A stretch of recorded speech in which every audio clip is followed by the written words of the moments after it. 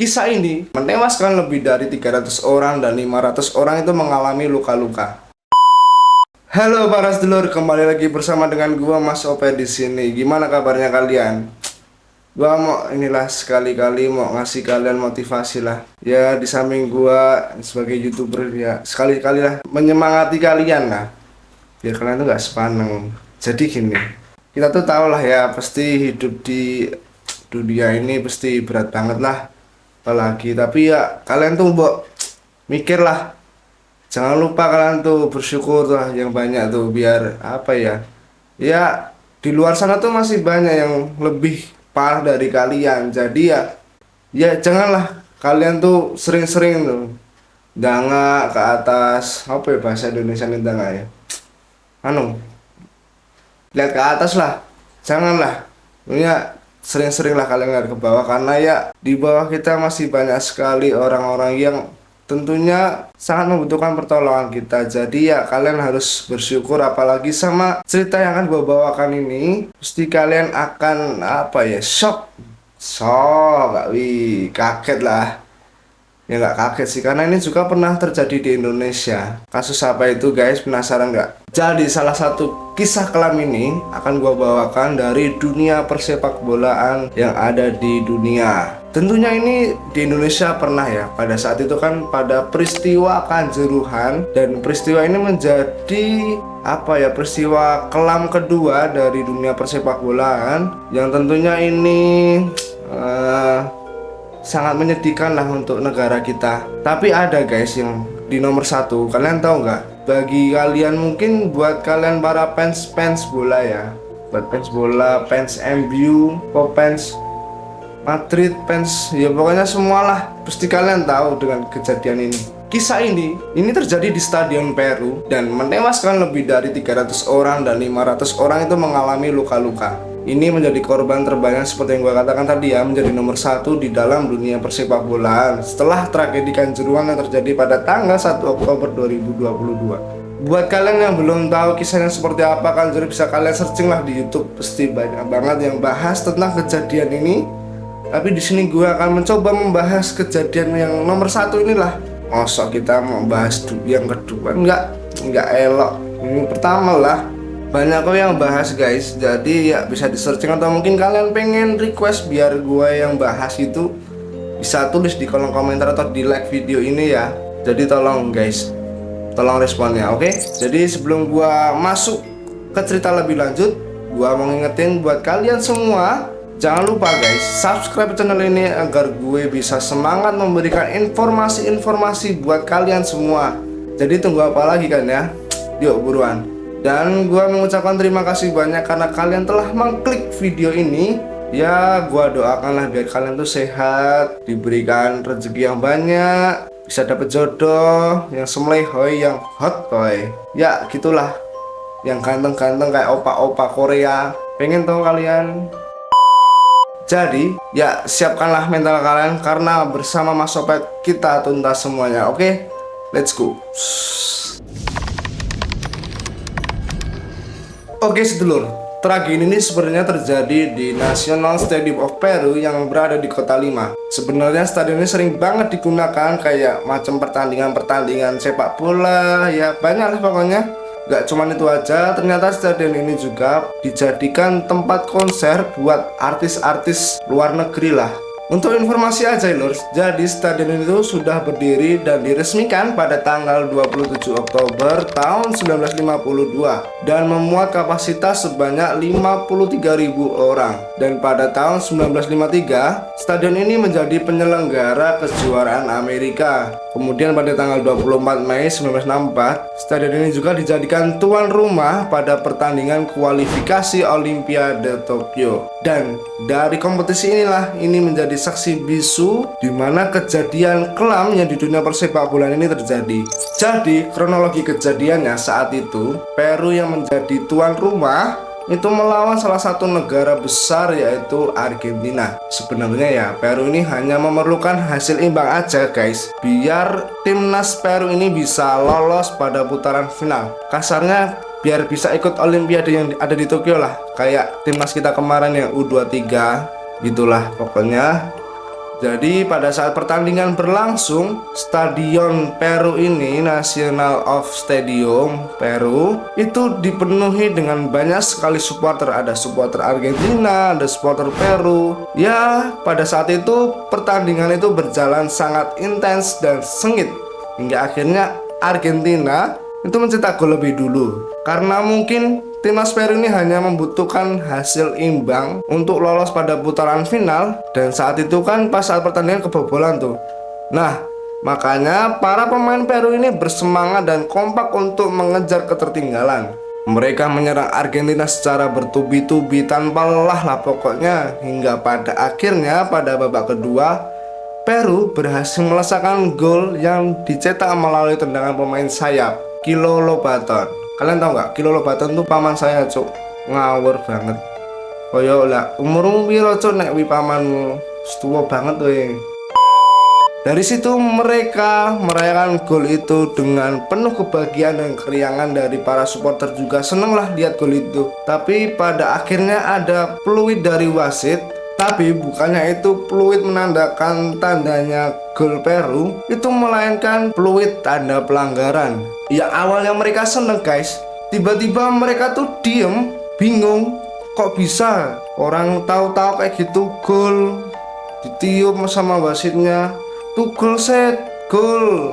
Semua pada protes lah, karena wasit asal Uruguay Angel Bansos ini menganggap gol itu tidak sah. Set itu gol, cok, matamu nanti gol, set.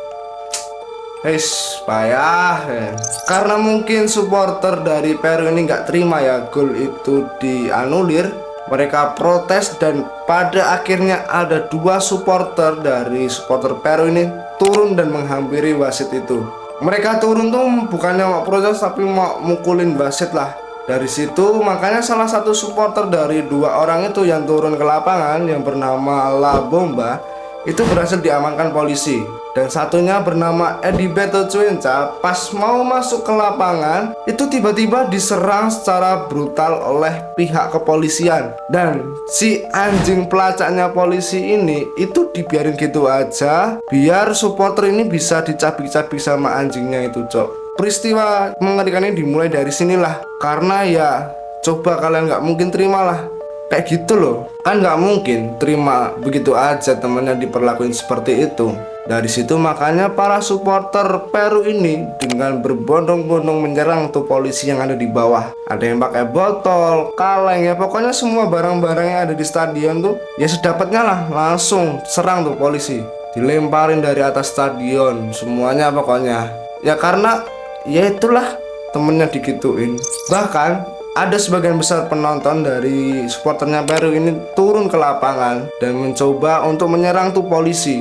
Ya intinya mau balas dendam lah.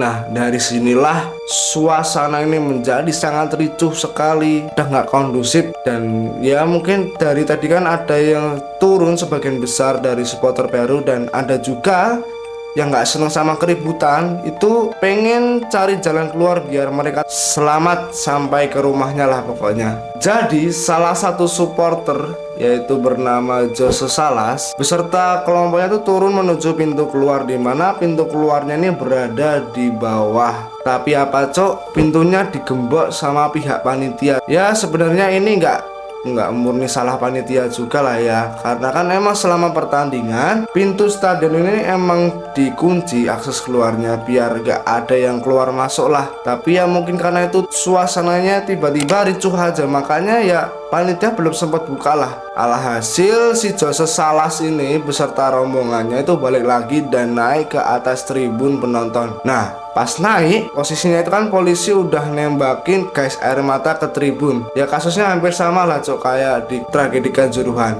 Udah ricuh gak bisa keluar ditembak gas air mata pula cok. Pedes tuh matanya, jajal oleh arah percaya.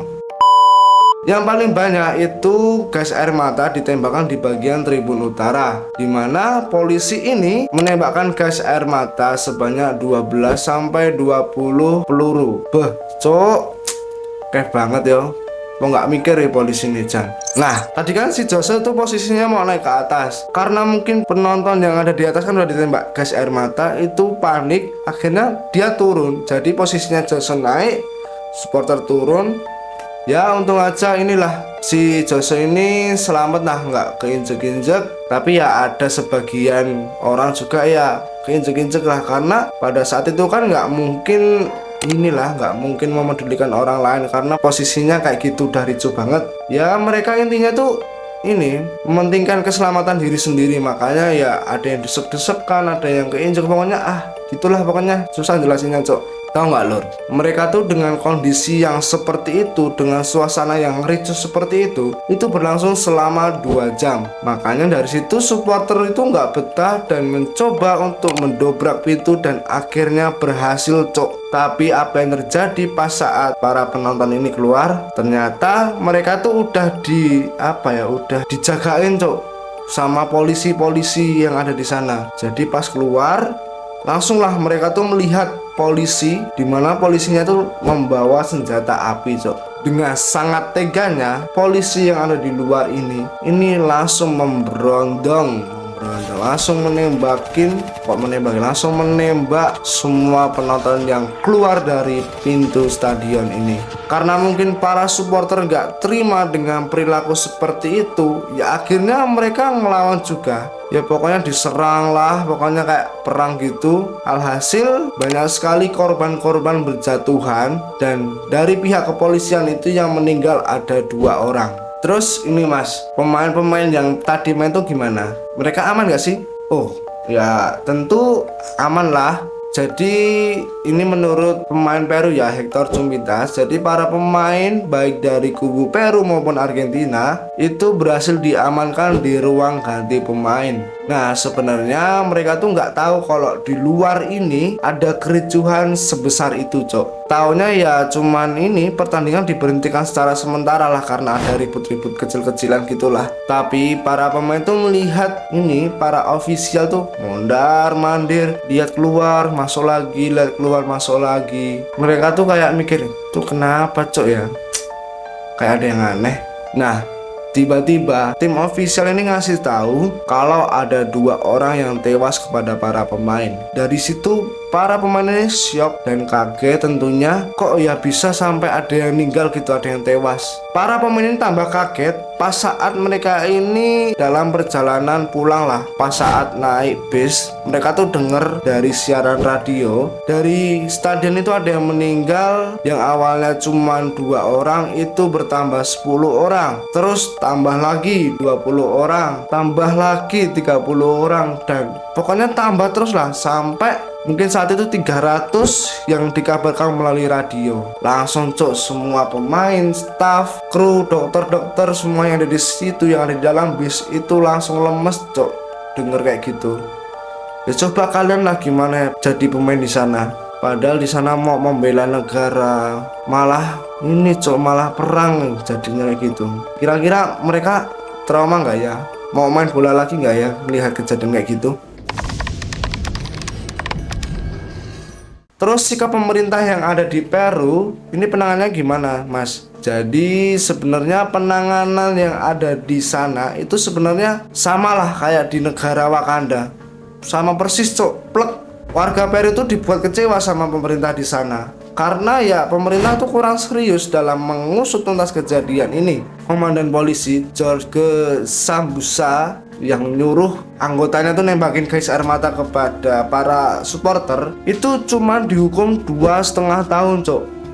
Gila cok, kayak gitu cuma dihukum segitu bentarnya, cuma 2,5 tahun. Itu baru divonis ya, nggak tahu pas berlangsung, tahu-tahu didiskon jadi 2, diskon lagi 1,5, lama-lama cuma 5 bulan cok itu. Kok ya dan hingga akhirnya pada tahun 2014 anggota Kongres Paris Alberto Boingela meminta warga Peru pada saat pertandingan itu harus menghormati para korban yang ada di sana dengan mengheningkan cipta sejenak. Hal ini karena National Stadium of Peru itu masih digunakan sampai saat ini. Dan menurut informasi yang gua peroleh, ini kursinya ini dikurangin, nggak kayak awal lah, nggak 53.000, itu dikurangin sebanyak 10.000. Jadi bangkunya itu ada 43.000 kursi. Hal ini sih dilakukan agar ya meminimalisir kejadian-kejadian seperti inilah, biar nggak banyak-banyak banget lah. Ya intinya seperti itulah. Dan gua mengajak kalian untuk mendoakan para korban yang ada di sana, ya biar bisa ditempatkan di sisinya lah, bisa masuk surga. Jadi ya yuk kita doa bareng-bareng, apalagi buat kalian fans bola. Yuk berdoa mulai.